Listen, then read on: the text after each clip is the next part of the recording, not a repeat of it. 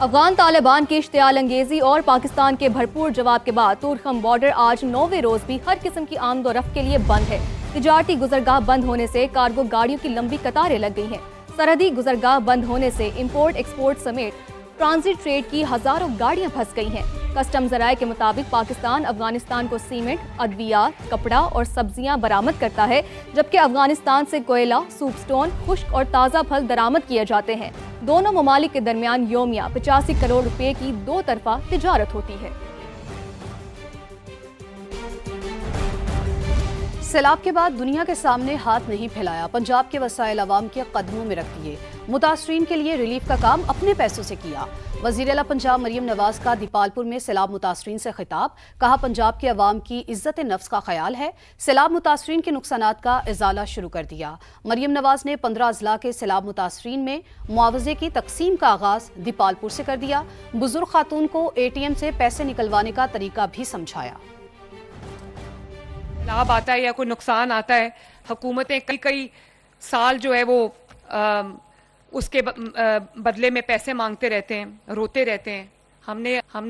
ہم نے کوئی رونا دھونا نہیں کیا، کسی سے امداد کے لیے ہاتھ نہیں پھیلایا۔ آپ کا جو حق تھا آپ کے پیسوں سے، آپ کے وسائل سے الحمدللہ آپ کے اوپر آج آپ کو ہم ہاتھ میں پکڑائیں گے انشاءاللہ۔ سیلاب سے جو متاثرہ خاندان ہیں ان کے تقریباً آج تک 71,000 بینک اکاؤنٹس کھولے جا چکے ہیں تاکہ امداد جو ہے ان کی دہلیز تک پہنچے۔ پنجاب کے کسی بھی فرد میں کوئی تفریق نہیں ہوگی انشاءاللہ، کسی شہر میں کوئی تفریق نہیں ہوگی۔ جبکہ دوسری جانب سندھ حکومت نے گندم کا ریٹ 4,200 روپے فی من مقرر کرنے کا مطالبہ کر دیا ہے۔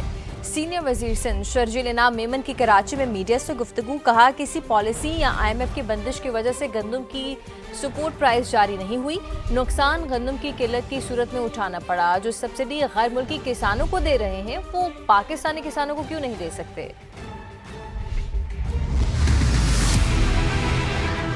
کسی بھی پالیسی کی وجہ سے یا IMF کی بندش تھی، ہم نے گندم کی سپورٹ پرائز پورے ملک میں ایشو نہیں کی۔ اس کا جواب اب یہ نکلا ہے کہ اس وقت گندم جو ہے وہ ہم امپورٹ کرنی پڑ رہی ہے۔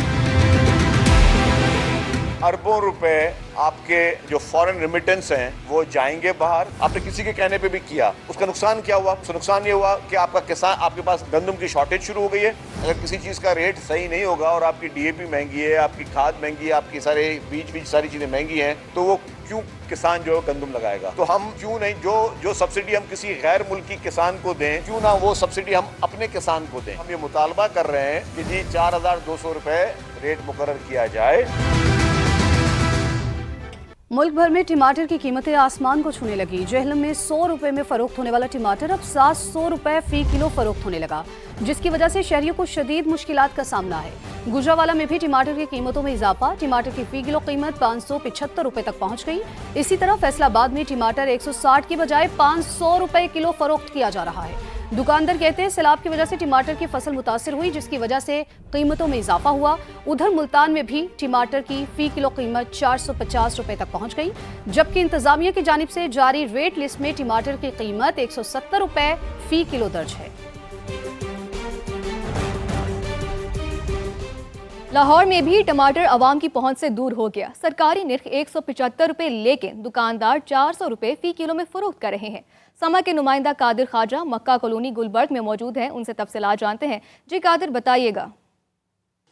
جی بالکل، ٹماٹروں کی قیمت کی بات کی جائے تو ٹماٹر کی قیمت جو ہے وہ آسمان کو چھو رہی ہے۔ اس وقت جو ہے وہ تمام دکانداروں کا ایک ہی ریٹ ہے، جبکہ 400 روپے فی کلو کے حساب سے ٹماٹر کی فروخت کا سلسلہ جاری ہے۔ آپ میکسیمم یہاں پر جتنے بھی دکاندار دیکھ لیں گے ان کے پاس اکا دکا جو ہے وہ یہاں پر گاہک آتے ہیں، لیکن وہ خریدار جو پہلے ٹماٹر کو بلک میں خریدتے تھے وہ اب ٹماٹر کا ریٹ سن کے ہی پریشان ہو جاتے ہیں۔ اس وقت ہمارے ساتھ گاہک موجود ہیں، ان سے بات کرتے ہیں۔ بھائی جان، یہ ٹماٹر ہم لینے کے لیے آئے ہیں، 400 کے 450 میں ہمیں مل رہے ہیں، تو یہ 450 ٹماٹر لیں گے تو باقی یہ سبزی کھانا کیسے بنائیں گے؟ سرکاری ریٹ جو ہے ٹماٹر کا فی کلو کے حساب سے 175 روپے ضرور ایشو ہوا ہے، لیکن یہاں پر جو دکاندار ہیں وہ بھی کہتے ہیں کہ ہم مجبور ہیں، یہاں پر طلب زیادہ ہے لیکن اس کی رسد جو ہے وہ نہیں پراپر ہو رہی، اور شہریوں کا مطالبہ ہے حکومت کے ساتھ کہ پرائس پر خاص طور پر کنٹرول کیا جائے اور ٹماٹر جو ہے وہ روزمرہ کی اشیاء میں شامل ہے اس پر جو ہے وہ نظر ثانی کی جائے۔ جی बहुत शुक्रिया हमें अपडेट करने का। दूसरी जानिब कोयटा में भी टमाटर की कीमत में इजाफा, फी किलो टमाटर 350 रुपये तक पहुंच गए हैं। बढ़ती महंगाई ने शहरियों को शदीद परेशानी में मुब्तला कर दिया है। इस वक्त नुमाइंदा समा मुजीबुल्लाह कोयटा की सब्जी मार्केट में मौजूद है। जी मुजीब, अपडेट कीजिएगा, वहाँ पर क्या तफसीलात हैं? जी बिल्कुल, मुल्क भर की तरह कोयटा में भी टमाटर की जो कीमतें हैं वो आसमान से बातें कर रही हैं।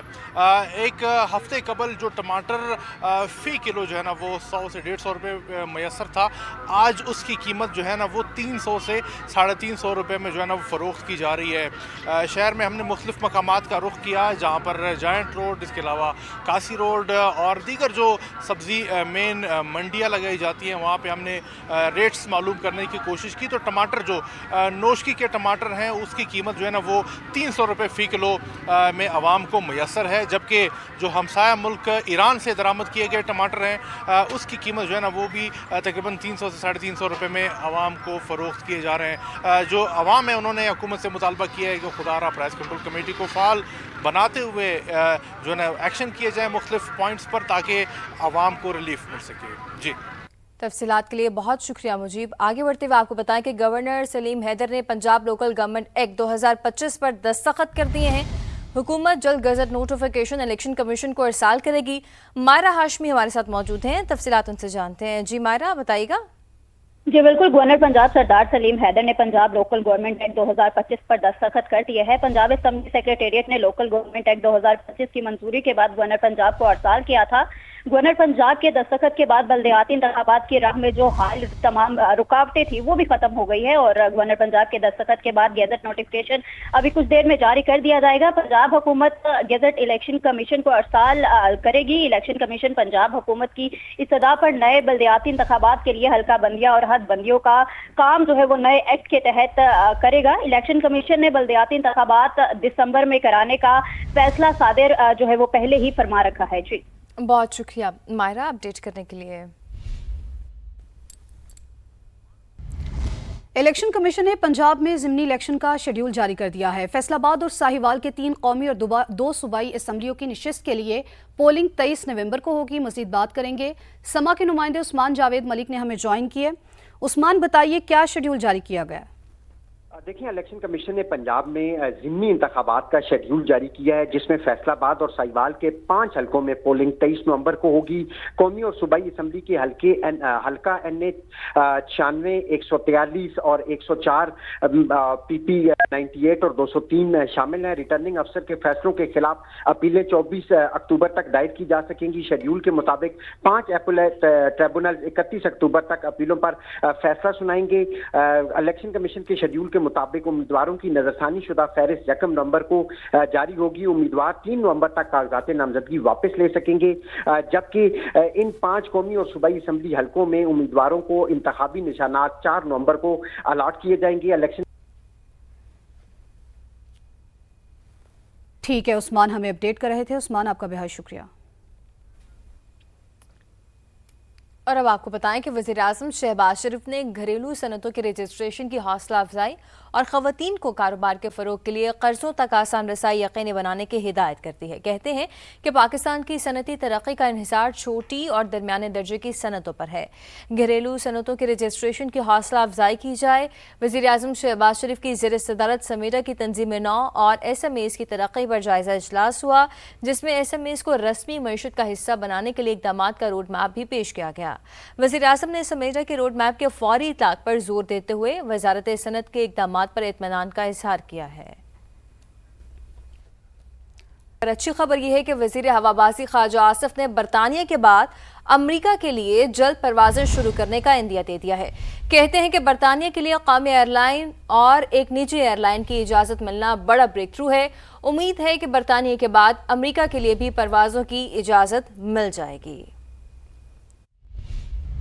बरतानिया में तो अल्हम्दुलिल्लाह 25 अक्टूबर को जो है मैनचेस्टर फ्लाइट जा रही है और इंशाल्लाह ताला बाकी एयरलाइंस को भी बरतानिया की फ्लाइट्स की इजाज़त मिली है। इसमें एयर ब्लू भी शामिल है और भी की इंडिकेशन है बाकी एयरलाइंस की, उनको भी इजाज़त मिली है।